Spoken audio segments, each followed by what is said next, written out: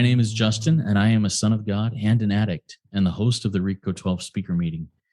And thanks to my God, the steps, and the fellowship of other addicts, I am sober one day at a time since June 19th, 2015, and for that, I am beyond grateful.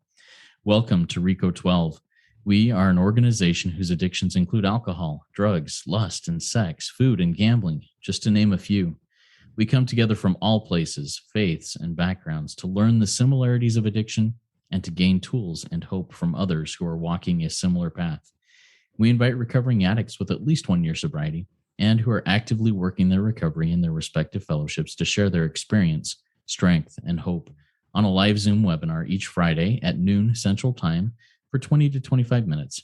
Then we, the live audience, get the opportunity to ask questions of the speaker for another 20 to 25 minutes. If you are hearing this meeting in recorded podcast form and would like to participate as a live audience member in the future, please go to www.reco12.com. That's RECO12.com to learn more and to submit your email address there to receive weekly invitations. The email list continues to grow each week, and it's we're sending out hundreds each time, and we're grateful for that participation and engagement. RECO12 is a self-supporting service, and we appreciate your help in keeping us work our Step 12 in this manner. We gratefully accept contributions to help cover the costs of the Zoom platform, podcast platform, web hosting, and administrative costs. To contribute, you can go to reco12.com/support, or you can click the link to PayPal that'll be in the chat of the live meeting and in the show notes of the podcast. When you contribute, please specify the meeting number. This will be meeting number 68. And that's really exciting. We're well over a year now that we've been doing this every Friday, and it continues to grow. It's really fun. Now, one more word about our speakers before we introduce today's speaker. When we line up a speaker for a meeting, we ask them to seek guidance on what and how to present so that they can reflect the light they have been given. That light will inspire hope, meaning, worth, and growth in each of us, the listening audience. Remember that live audience members can ask questions of the speaker by typing those questions into the Q&A link at the bottom of your Zoom window. Now, let's introduce our guest speaker for today, Michael S., whose topic is emotional sobriety. Now, here's a little bit about Michael. Michael has been in a variety of 12-step fellowships over the last 8 years. His primary fellowship is AA, even though he is not an alcoholic. He will explain, and I look forward to that explanation. Currently, he is most active in SLAA and CODA. Michael's favorite topic to talk on is emotional sobriety. He has been practicing as a licensed psychotherapist and life coach for the past 20 years. He and his family live in the southwestern suburbs of Chicago. Michael, we're excited to hear from you. Take it away. The floor is yours. Great. Thank you, Justin. Well, I've heard many of your speakers. I know many of your speakers that you've been on your show before, and I'm really honored to be here. Like a lot of your guests have said before, it's always a privilege. And I know people said this over and over again, that it is a privilege because the reality is I'm living on bonus time. I just should not be here. I should be 6 feet under. Like many of your guests, I barely made it. And my journey started, well, let me say before I start my journey, I talked to a good friend of mine, Bill, who's been in recovery for 20-something years. And he said, Michael, are you nervous? And I said, I'm a little nervous. And he goes, Michael, that is really good, because if you weren't nervous, that means you would be preparing to lie. And I said, oh, that's a good way to start it. And never heard that before. So I thought that'd be a good icebreaker, very good way to get started. And, my journey in the rooms of 12 steps started about 8 years ago. Like you said, I'm a licensed clinical therapist. I have my own private practice in Chicago. I specialize in working with men around depression and anxiety, addiction, and relationship issues. I've struggled with my own depression and anxiety and bipolar for the last probably 20, 25 years. And 8 years ago, my life started to fall apart. Now, like a lot of people, I've tried everything. I've done medication, therapy, seminars, retreats, workshops, you name it. Like most people, I've done everything. And it didn't work. It's not like it didn't work at all, but I would consider myself consistently having relapses into depression, into anxiety, into these manic stages, into these low depression. And when I turned 40, I woke up with a pain in my back. And I've only had this pain in my back one other time in my life. And it was a very distinct pain. And this pain ended my basketball career when I was 16 years old. And when I was younger, that was my life. Michael Jordan, being from Chicago, Michael Jordan was my hero. I wore number 23, thought I was Michael Jordan. My plan was to be an NBA superstar until 16. Just hurt my back. I don't know. I played basketball all the time. And one day I hurt my back. I don't know what happened. Just woke up and it started hurting. And I don't remember hurting it. And I couldn't tie my shoes. I couldn't bend over. I could barely walk. Went for a ridiculous amount of doctor's appointments and MRIs, and nobody found anything. Now, I wasn't lying, obviously. I wanted to continue playing basketball, but I hurt my back, and that was the end of my basketball career. And I really thought in my life, I'm screwed. I didn't date women. I didn't have a social life. That was just who I was. And I think that's when my depression started kicking in. And I think that led to me to be a psychotherapist years later, because as a teenage boy, I didn't know who to talk to, and I didn't know what to do with these feelings. Now, when I woke up that one morning at age 40, that pain was there.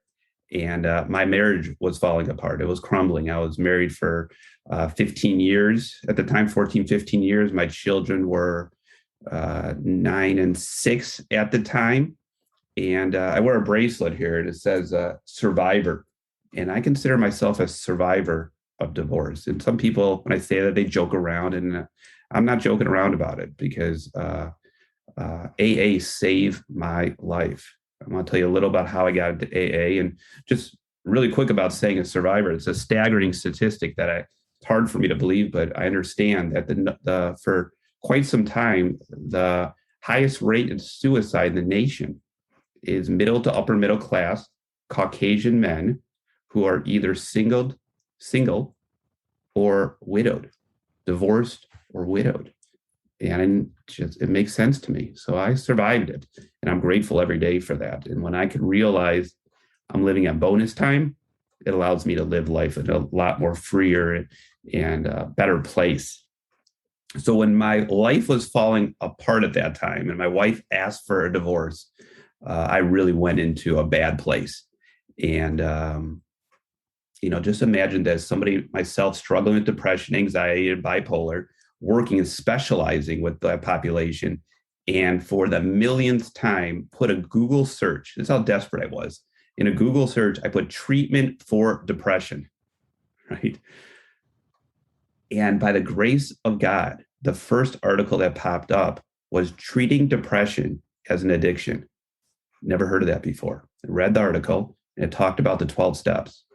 Now, the only thing I knew about the 12 steps as a medical professional, the only thing I knew, they didn't teach us this in school. And unless you're an addict, I don't think you get exposed to the 12 steps. The only thing I knew about the 12 steps was there's a step about making amends. That's all I knew about it. But I read this article, and it talked about the big book of Alcoholics Anonymous, which I never heard of at that point. So I went to the library, and I got the big book of Alcoholics Anonymous, and this article is said to read page 1 through 164. So I did that. And everywhere it said the word alcohol, I just replaced it with the word depression. And I read this book, and I was reading this book. They talk about meetings and going to fellowship was important. And I said, well, I probably would have went to like an Emotional Anonymous or CODA. I didn't really know anything about them at the time, but they weren't really around me. And I saw there was a local AA meeting that was a mile from my house at this local church. And I went in, and it was a 7 a.m. meeting on a Tuesday morning.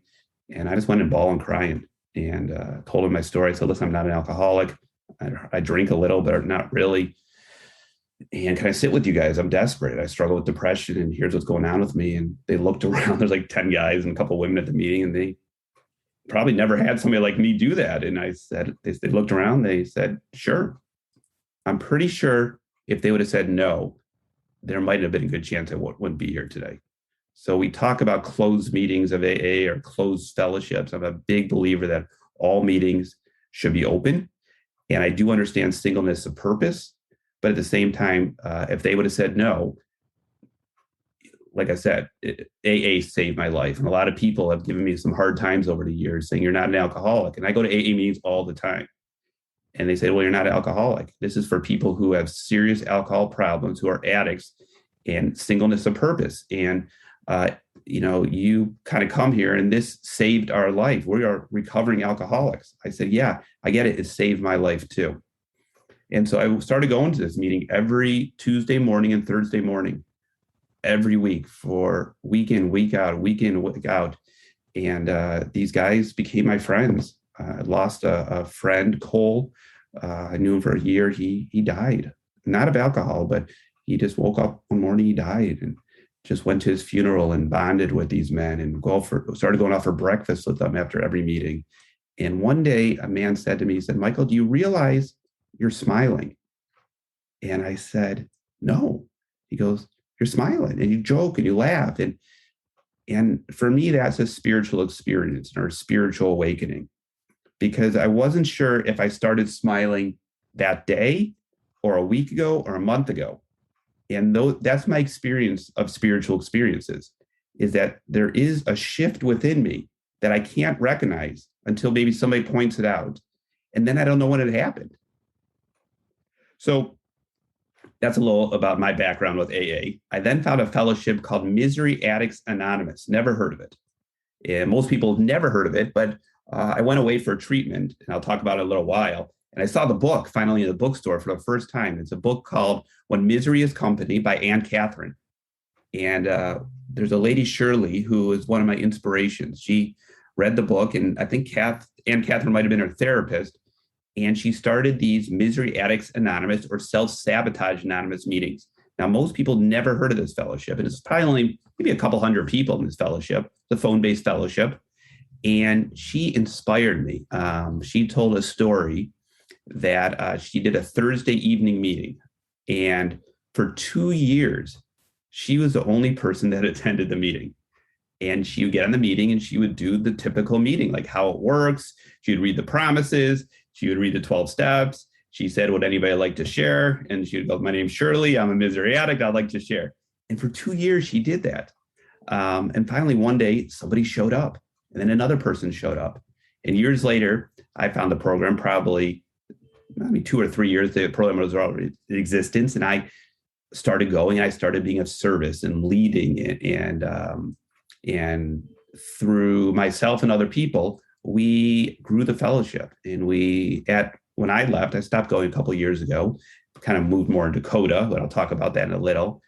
We had over 100 people on our mailing list, and we had meetings every single day of the week. Which was an inspiration for me in starting meetings. Recently, I started a meeting, a men's two-way prayer meeting. It takes place every single day, Monday through Sunday, 7 days a week. And I started it about almost 2 months ago. And I always think of her because sometimes the two-way prayer meeting is just me and God, and we have a great meeting. In other meetings, there's 1 or 2, and sometimes 10 men show up, and it just doesn't matter because it's the perfect people who show up. And I've met people from all around the world, from Bali, from Haiti, from Zimbabwe. And one of the things I love about COVID is that I've had the opportunity to meet people and be part of the Toronto Fellowship, Spiritual Gangsters. I know you have a lot of people who talk from here, and I've been able to speak at a Zimbabwe meeting 2 or 3 times. I don't even know where Zimbabwe was on a map. I mean, I had to look for it. So let me tell you a little more about my story. So I went to AA. I started recovering AA, started Misery Addicts Anonymous and went in that. And then, did that for a while and got through my divorce and was single for a while and then dated a few times over at the time. And we got into some relationships. And before I go there, let me talk about emotional sobriety because that's my topic. So I probably should spend some time talking about emotional sobriety. Emotional sobriety is not talked a lot about in 12-step rooms because it really doesn't talk about emotional sobriety in the big book. So people who are big book meeting, kind of big book thumpers, which I am, I love the big book. It does. I think emotional sobriety is talked a lot more in the 12 and 12. And the person I really am inspired is Dr. Alan Berger. He wrote several books on emotional sobriety, published by Hazelden.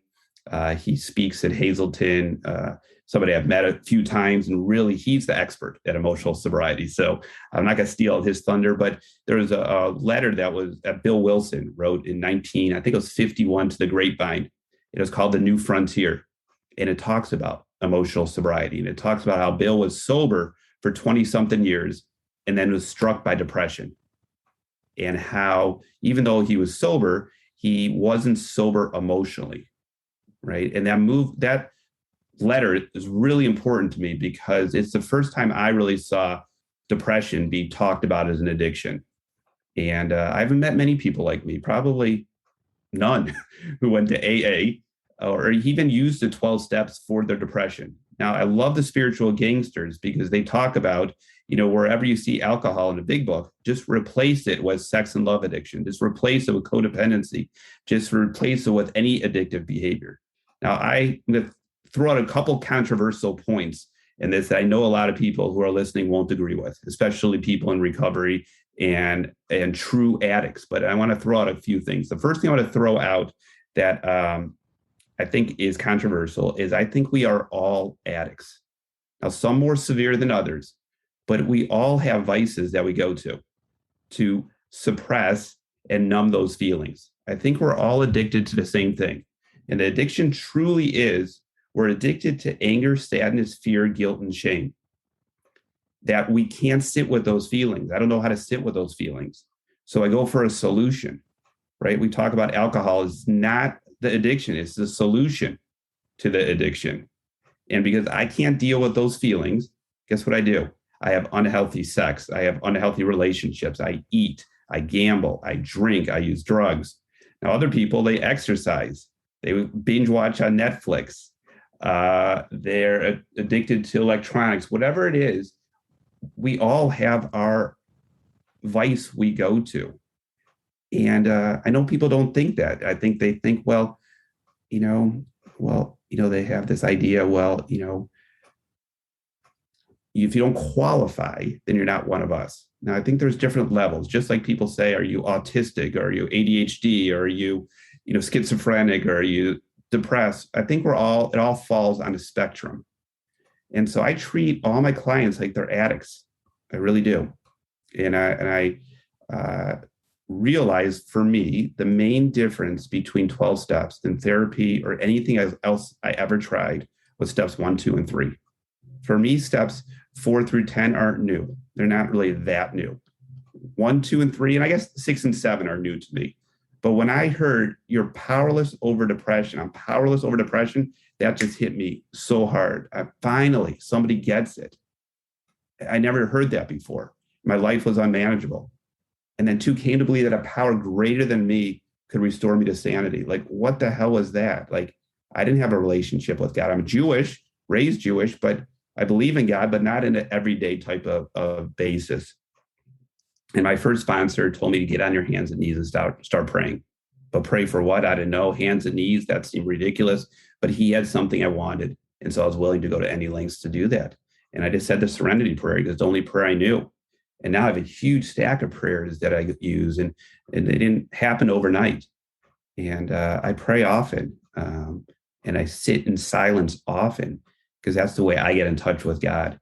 In Judaism, there's 3 ways to get in touch with God. I didn't realize. I was meeting with my rabbi, and he's a retired rabbi, and we play golf together every once in a while. And we're going to write a book together, because when we leave the 4th green and we go to the 5th tee, he turns to me and goes, Michael, okay, I'm ready for the question. And I always have a different spiritual question to ask him. And he told me we get in touch with God in 3 ways in Judaism. He said you could do it through scripture, you could do it through prayer and meditation, or you could do it from acts of love and kindness, random acts of kindness. And he said he finds it through scripture. Now, I don't. I have nothing wrong with the New Testament, Old Testament. It just doesn't resonate with me. I read the big book too, and it helps me intellectually. It helps me in my mind. I always thought Judaism is a very intellectual religion. I love it. And we always debate, and it's very intellectual. And I'm very intellectual. Like, I need to cut my head off sometimes, because spirituality for me happens from the neck down. And in prayer and meditation, that's where I get my connection with God. And it's just amazing to me that, I can meditate now for 45 minutes to an hour and just sit there and allow my thoughts to pass. And at the beginning, 30 seconds was an eternity. And so I'll talk about meditation maybe later. So emotional sobriety, let me go back to emotional sobriety.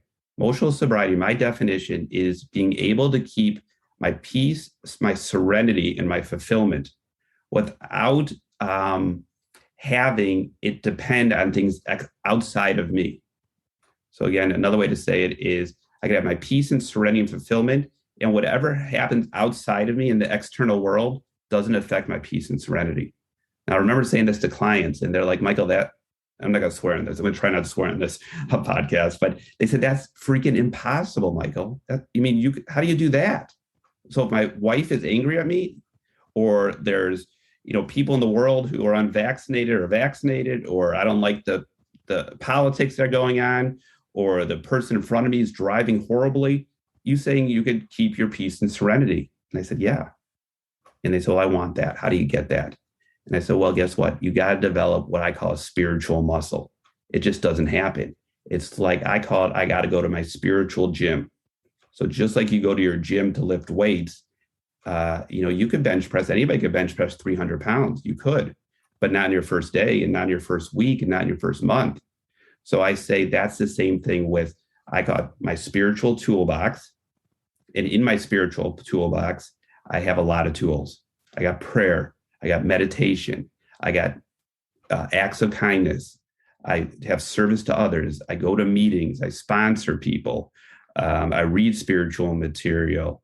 I take spiritual walks. Like, I have a whole bunch of spiritual tools.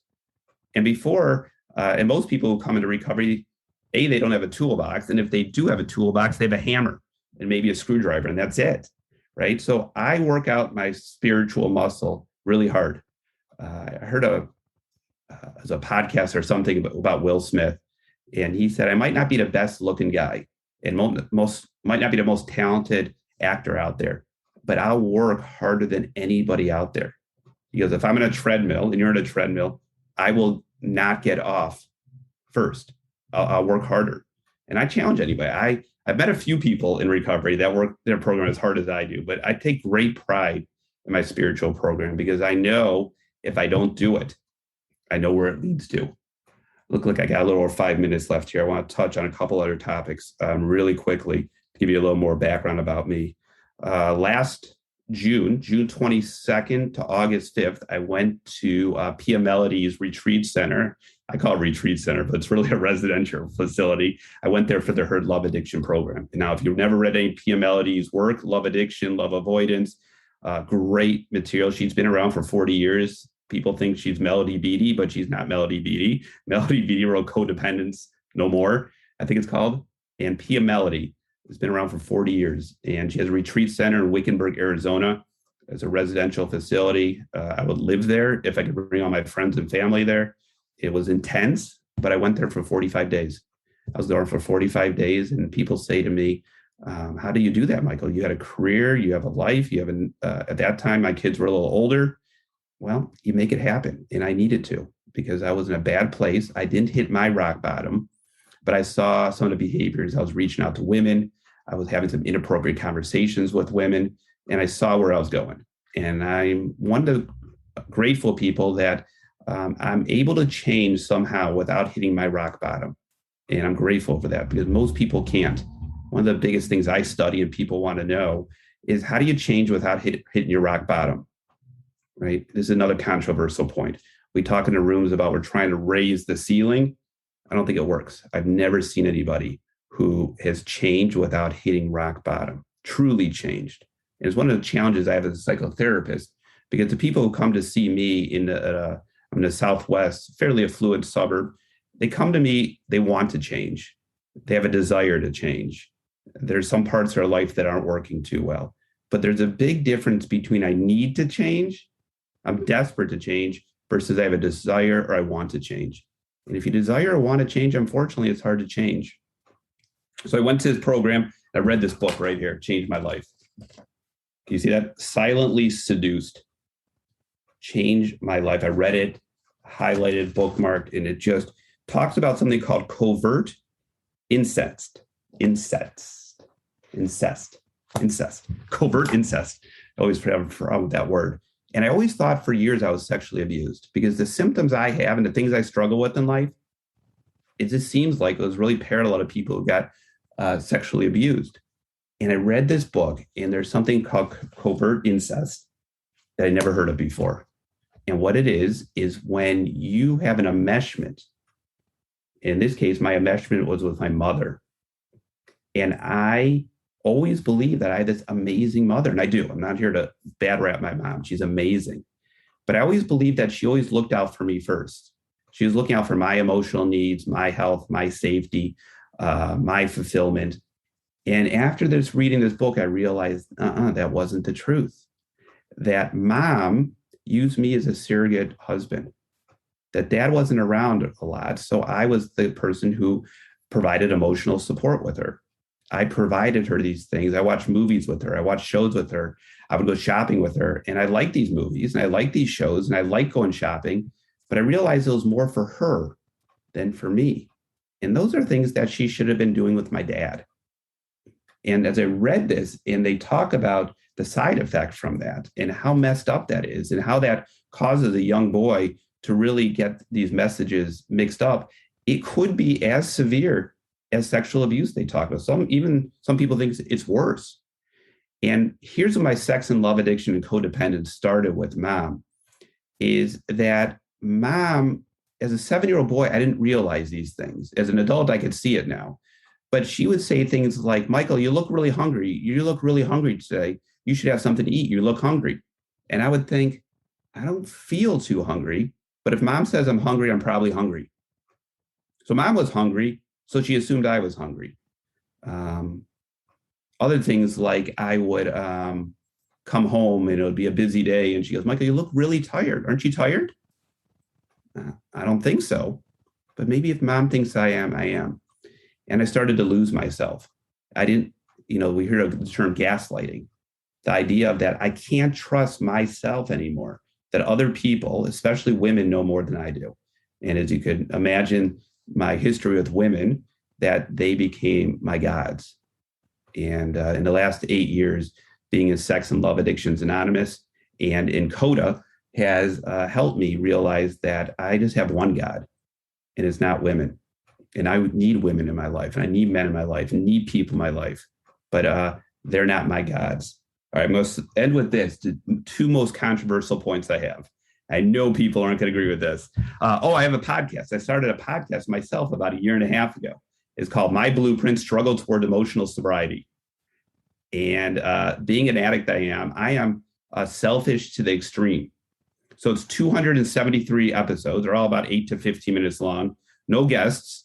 I don't talk about anything other than myself, just me, for 273 episodes. And it's not for other people. I started it as an online journal, and a couple clients liked it. And I have 32,000 downloads now. I'm pretty excited about 32,000 downloads. And I had 3 listeners. It was me, my mom, and one of my clients, John, at the beginning. And I did it for me. It's not for other people. It's an online journal. It's for me. And it's for me to speak my truth and speak vulnerably. And if other people get value, great. But it's really to remind myself of what I know, but I'm not practicing on a day-to-day basis. All right, 2 controversial points. Sex and Love Addictions Anonymous. First of all, I think it should not be a co-ed fellowship. I think it's what I was taught when I was at the Meadows. We went to 44 different AA meetings every single night. And we had a choice from CODA or AA or NA or SLA, but we didn't call it SLA. We called it SLAW or SLAM. So sex and love addiction for women or sex and love addiction for men. And I'm a big believer it should not be co-ed. And I know there's people in Spiritual Gangsters who listen like, no, you're a child of God and you got to be able to serve everybody. No, I don't think we should sponsor other genders either. I've tried it. I don't think it works. I know people say it does. It's controversial, right? And I think for me, even though I'm in recovery, I just think, especially with Zoom, I'm scrolling through the pictures. I'm looking who's there. And I notice I'm different with women than men. And I'm on some CODA men's groups, and There's something different if you're and there's CODA women's groups. There's something different if you're in a gender same group. So that's my controversial point. And then my last one, or one more I'll do, maybe I got three. SLAA, I think it's a great fellowship, and I'm very active in it, going to continue being active. But most people, I haven't met anybody actually in a year and a half that have this criteria. Most people in SLAA are either married or in a committed relationship, and they use this program to enhance their relationship, right? There's very few, if any, are out there dating, and there's very few, any, that are out there that I found are in a healthy relationship. So they came single, and now they're in a healthy relationship. And we have these thing called sexual anorexics. And I saw myself going down that direction. But I want a relationship. I really do. And I'm still searching. So any listeners out there, if you want to connect with me, I'd love to talk about this topic, right? All right, final thing, and I'll wrap up here. I think I'm pretty close to the bottom of the hour, so I'll wrap up after this one. Moderation. Here we go. You ready? Moderation is possible in recovery, right? That is a word we don't use in recovery, moderation, most times. My rabbi, somebody I'm really close with, she's in recovery. This is public. She's not breaking confidentiality. She's been a recovering alcoholic for 25 years and become a good friend of mine. I called her the other day and I said, I want to talk about moderation. She goes, well, that's a tough term because that's not a term in my vocabulary. As an alcoholic, I cannot do moderation. But in Judaism, it's a term we use frequently. And she goes, that's a tough one. But she said, you've asked me a lot of questions, Michael, over the years. You stumped me here because as an addict, I don't know moderation. And I said, well, I wish I was an alcoholic or a drug addict or a gambler. And now, of course, I don't wish I was, but in a way I wish I was because it's easy. You just don't do it. And your life could be fine without gambling or without drinking or without doing drugs. But if the two toughest fellowships for me by far are OA, Overeaters Anonymous, and Sex and Love Addictions Anonymous, because you can't not eat, right? You got to find some moderation. And my challenge right now, and I'll be honest and be vulnerable here, that I'm starting to date and I want to be in a relationship. And I think I'm at a healthy place where I can be in a healthy relationship. But how do I do that and work my SLAA program? How do I balance that fine line between not reaching out to a qualifier, not having unhealthy relationships with women? And it's very easy for me to do that. Just don't do it at all. If I could be really sober by not doing it at all. But to me, that's not really sobriety. I want to be living. I want a committed partner. I want a person who is recovered and is working their program, whatever their program is in life. And I want to have a romantic relationship. And it's something that is often not talked about in SLAA. All right, my throat is starting to hurt a little here, Justin. So that's a sign for me to stop. And hope you guys got something out of this. Awesome, Michael. Thank you so much for that. We're going to do some Q&A here. So if you want to get a drink in the meantime, but before that, one quick question that came in. What is the name again of your podcast? I'll give you a link to it. It's called My Blueprint, Struggle Towards Emotional Sobriety. If you post that on your sites, yep, I'll put it on. I'll put it in the show notes. I'll give you it really quick. It's MLSLCSW. Yeah. So what I'll have you do is I'll have you email that to me and I'll put it in the show notes. Perfect. Okay, good. Awesome. All right. Well, thanks again, Michael. We've got a few questions that have come in already, and I've written down several. And a reminder to our live audience here: if you want to ask a question of Michael, type it in the Q&A link at the bottom of your Zoom window.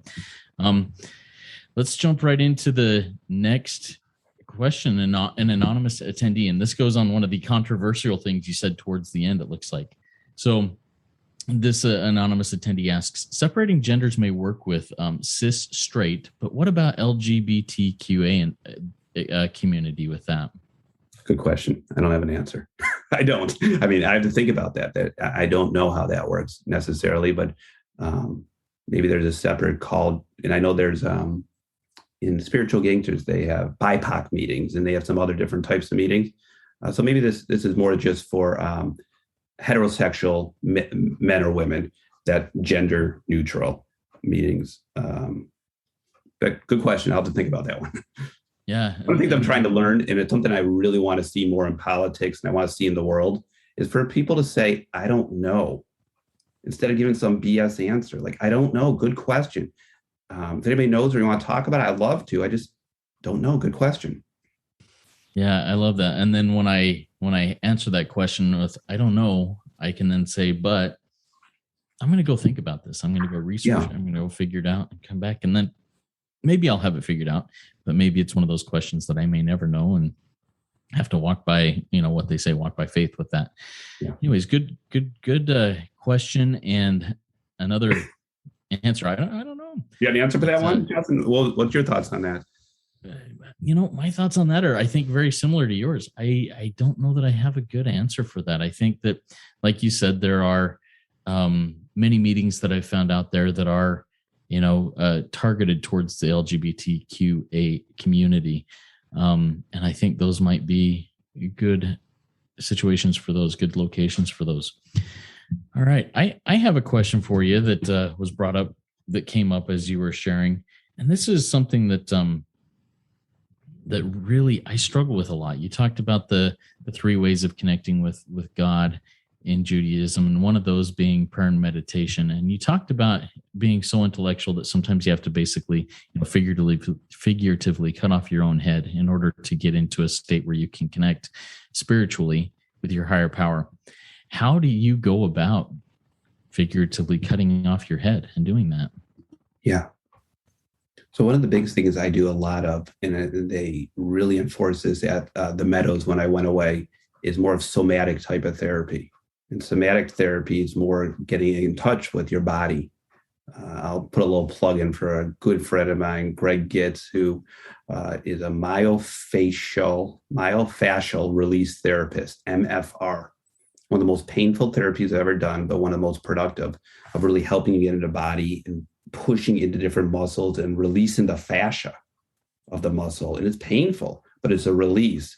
So acupuncture, I do flotation. I don't know if you ever heard of flotation, sensory deprivation tanks. I've been doing that for 20 years, right? Lay and float and acupuncture, massage, meditation to me is a part of it too. It's a way for me to just, because here's the thing, I was always taught, I don't know about you, Justin, and the listeners, you just work hard and you become really smart and you go to school and you get a higher degree, and the smarter the better, right? But that doesn't work for recovery, right? So this idea of trying different things to get out of my head. I love reading. That's why I don't like Bible studies that much. It's too intellectual for me. I love doing it, but it doesn't help me get in touch with God the way I need to. So, I'm always open for new ways of how do you get into your body and below your neck, because that's where spirit and God doesn't come through my head. Never does. It comes through below my head. Good question. Thank you for sharing that, Michael. Early on in the talk that you gave, you talked about your relationship with depression and how finding that link on Google about treating depression as an addiction really opened your eyes to a whole new thing. You, as a practicing psychotherapist, are there other situations of the hopeless variety that you and I think you talked about this a little bit later on in the talk, but let's go specifically. So situations of the hopeless variety that you say, hey, maybe a 12-step program would work for you. Yeah. I don't know if this answers your question. I feel like a politician here. I've always, how often you watch debates and you have a question and then the politician says an answer and it has nothing to do with the question. So I hope this isn't that, but here's a hopeless variety. In 20 years as a practitioner, dealing mostly with men and done a lot of marriage counseling, now I'm not saying this is true out in the world, but in my experience as a practitioner, I've only met one man who has asked for a divorce from his wife. So men don't ask for divorces. And if you talk to men and women who are divorced and you ask who initiated it, almost, in my experience, 99.9% has been women. Now, why is that? I have some philosophies around that, but that's a hopeless variety. In my case, one man out of 20 years who asked for a divorce. And a lot of men stay in the relationship and they know their wife is never going to ask for a divorce. I'm no different. If my wife didn't ask for a divorce, I would still be in my marriage and still be miserable. And it's another topic of why I think that is. Um, a bigger way to ask that question, a hopeless variety is almost every single person I see in my therapy office. Now that's pretty sad, right? The hopeless variety are people who don't hit the rock bottom. They're hopeless. They might tweak a little, they might alter themselves a little, but I don't think, and this is something that I wish I could change this, but I've studied this hard for myself and with people over the last 20 years. I think it's very difficult to near impossible to change if you don't hit your rock bottom. And I've heard clients and people I sponsor have said this a lot to me over the years. Well, I want to hit my rock bottom. Yeah, I said, yeah, but you're not at your rock bottom. But I want to. Well, I say, well, here's some ways. Leave that marriage that you're unhappy with, right? Leave that job you're unhappy with. I think that will get you closer to your rock bottom. Yeah, but I don't want to do that. But I want to hit my rock bottom. And it's a tough, and we all seem like, you've ever met somebody, maybe you have. I've been to a lot of rooms over the years. I've never met anybody who comes into a 12-step room, any room, and says, you know what, I'm kind of suffering a little, right? And I'm just taking some precautionary steps. So I thought I would come to this 12-step meeting to check out to see if this might be something that might work for me. No, every single person I ever met was at their rock bottom, was desperate. If this didn't work, they're screwed. I just haven't. Again, this is my personal experience. I'm sure there's other people who went in rooms, but every single person, including myself, that went to a room, this is my last ditch effort. I don't want to go there. So yeah, kind of answer your question, not really, but unfortunately, the hopeless variety who really want to change are the ones who haven't hit their rock bottom. Yeah, and I have some thoughts about that too, but I think, and you said this was one of the controversial things that you brought up is, can't really bring our bottoms up. And I may be someone on the other side of that, because I feel my rock bottom was, and everybody has a different rock bottom, but my rock bottom was totally different than so many others that I've met. And some it was higher than, others it was lower than, but I've seen people with different levels of rock bottom. And that's something that I bring, I have comfort in, that, not everybody has to, crash and burn to find the hope that is there after the hopelessness. Let me share it a little different way. Let me share it a little different way, Justin. Okay. I agree with what you said. What I mean is when a newcomer comes into the room and we share kind of our war stories, we share where we were, and we hope that if we share it in a certain way, that will help the newcomer not have to go to their rock bottom. That I think that's the kind of raising that bottom for that person. I don't think that's too effective. I think it's good we do it, but I think that person needs to experience what they need to experience. So yeah, but I hear what you're saying, that we all have our own rock bottoms. I got you. That and I understand what you're saying there. Good. Thank you for sharing that and clarifying that. All right, we've got another question that came in from our audience. An anonymous attendee says, "Love that about not finding God in your head. Any thoughts on people struggling with this and a quick way to stop?" Other than chop your head off, right? Yeah, basically. We don't want to do that, right? Than literally chop your head off. Yeah. That's another good question. I say, again, my experience and what my first sponsor said, and some people don't like this again, fake it until you make it. Get down on your hands and knees and pray and keep asking. My spiritual practice is as many times as I can during the day, God, what's the next action I should take? And when I ask that question, it doesn't come from my head. I don't know where it comes from, but it's, Michael, call Bill. You haven't talked to Bill for a while. I think you should go over there and donate some stuff to Goodwill. Where does that stuff come from, right? Now, I think men have as strong as intuition as women, right? You hear women's intuition. I think what women do better than men is women trust their intuition. They just feel it and they just take action. They don't question it. As men, we feel it and then we kind of go up into our head. We intellectualize to try to figure out, and that seems like a stupid idea of, I don't have time. That's not a good idea to go to Goodwill. Just go. So I think it's a muscle we have to develop. Where as men, I think most men are intellectual. I don't know if it comes from a man or a woman, but I think as men, it's what I specialize in and it's who I am. So I can only speak for myself.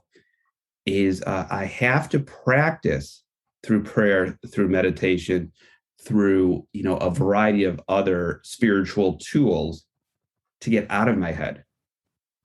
And yeah, if anyone wants to talk offline about that, that's one of my favorite topics that I try hard every day because my head does not help me. My intellect doesn't help me in my recovery. We often talk about in the big book, we talk about the intellectual type, right?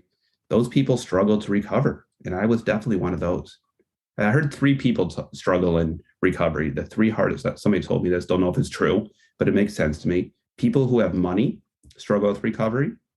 The really, really smart people, intellectual struggle.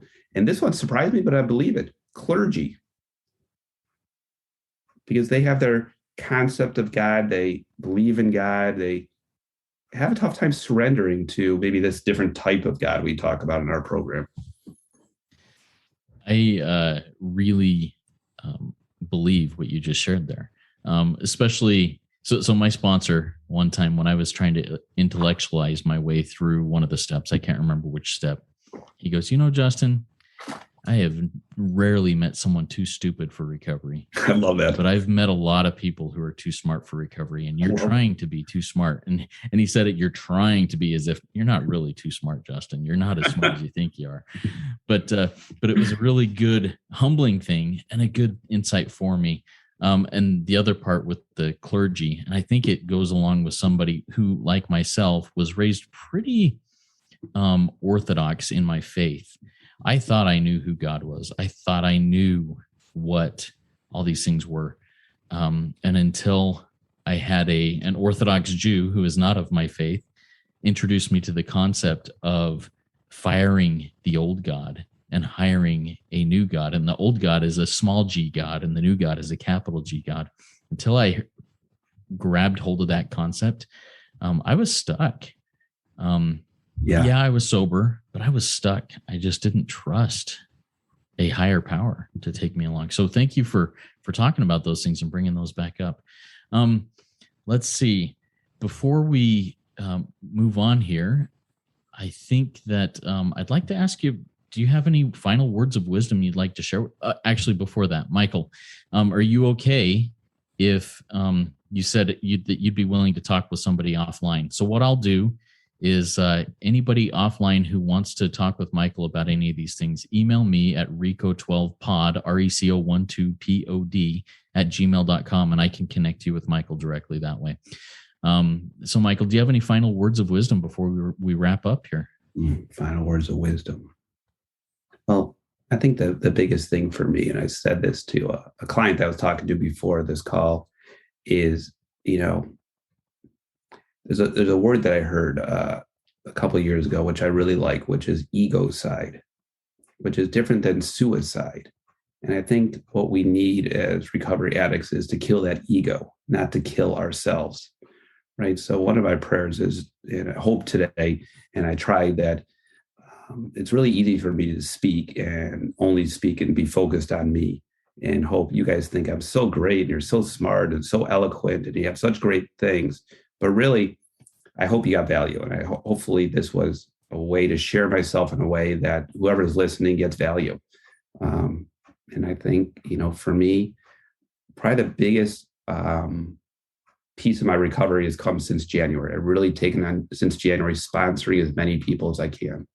And there's some statistic out there that, people who just go to meetings, certain percentage recover. And people who go to meetings and work the steps, there's a certain amount of recovery. But if you go to meetings and you work the steps and then you sponsor, it's like 75% or higher. Like it's a high percentage that stay recovered. So for me, being of service today, and I guess I'll share this last story because people who know me know this about me. One of the things I love to do, and I started doing about 8 years, is pick garbage up. And I get excited when there's garbage on the ground. And I think that's God putting that right there for me. And I pick it up. And that's God saying, thank you, God. The more disgusting, the bigger the gift. And I like cleaning little bathrooms up and doing things like that. And a lot of my clients will joke around because they start doing it now. And one of my least favorite places in the world from one perspective is Disney World or Disneyland, because there's really no garbage to pick up. But I love Disneyland and Disney World. But no, I love picking garbage. So if you're thinking of like being of service, you don't have to go volunteer. Just go outside. There is garbage outside. There are weeds to be picked.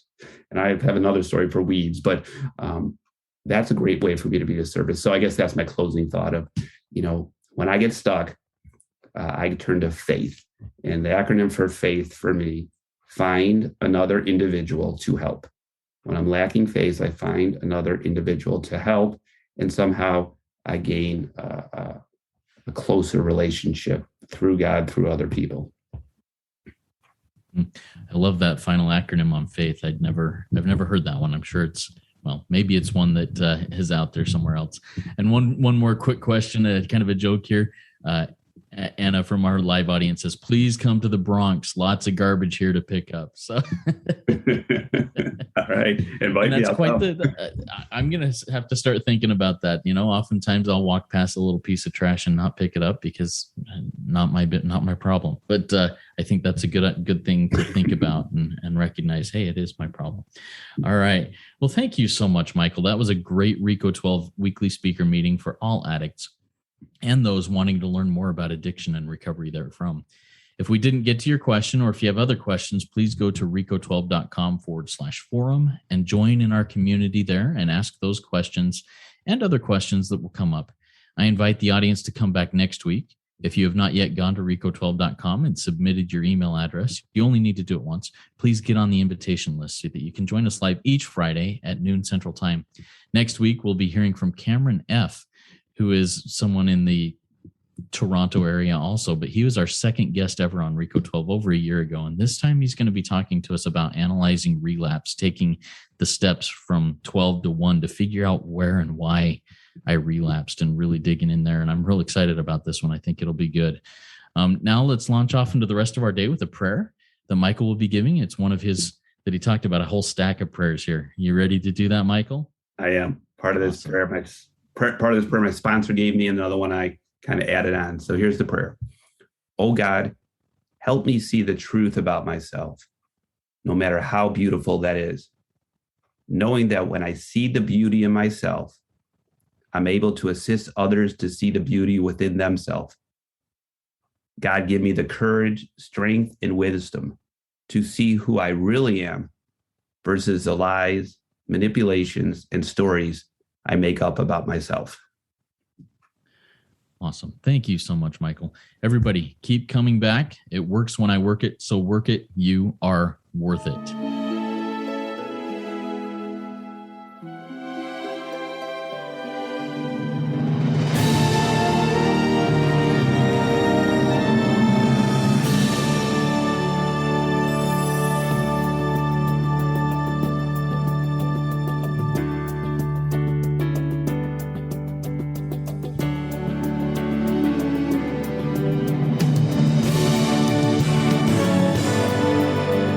Standing still a moment, carving out this time, reflecting on the landscape of this life of mine.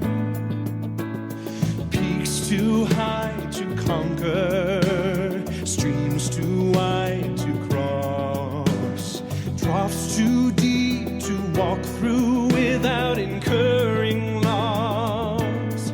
Yet here I am, still standing tall, despite the rough terrain. One like me survived the storms and walked through wind and rain. Still standing, I will fight the good fight, still searching